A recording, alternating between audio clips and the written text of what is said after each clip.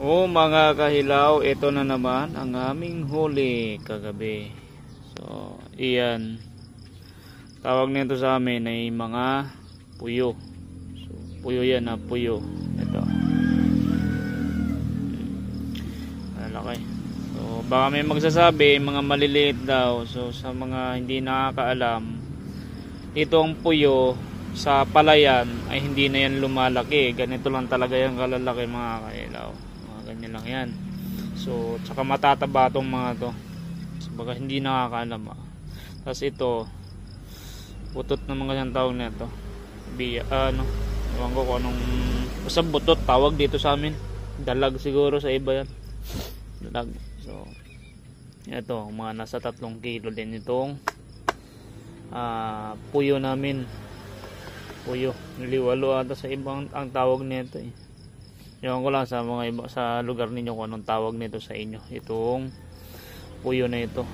So, iniisip ko kung anong masarap na luto rito eh, kung gagataan ba o paksiwin tapos gataan.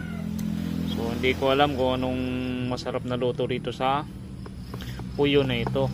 So ito naman, yan yung favorite ni Mabel B-Vlog. Lods, paborito mo yun eh. Yan, igat. Ito ay mga hito. So, may hito tayo, may igat, at itong puyo. Puyo tawag kasi nito sa amin. Iwan ko lang sa lugar ninyo kung anong tawag nito sa inyo.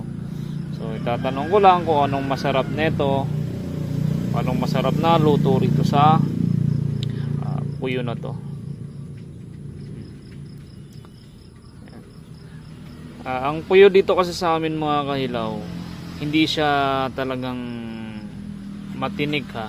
Kasi nung natikman ko nung nakarang linggo na luto namin, meron kasi kaming nahuling mga 2 pirasong ganito. Nung natikman ko, hindi siya ganun ka yung matinik na katulad ng mga sapsap na isda na matitinik na matibay yung tinik niya. Ito, parang ang tawag nito sa amin mahugmay o yung medyo malambot yung kanyang tinik. So, yan. So, pinag-iisipan ko pa kung anong masarap na luto rito sa puyo natin. Pero ito, as usual, itong igat natin ay inasal lang yan, inihaw. So, ayokong magluto ng ginataan nito. Mas gusto ko yung inihaw nitong igat na to.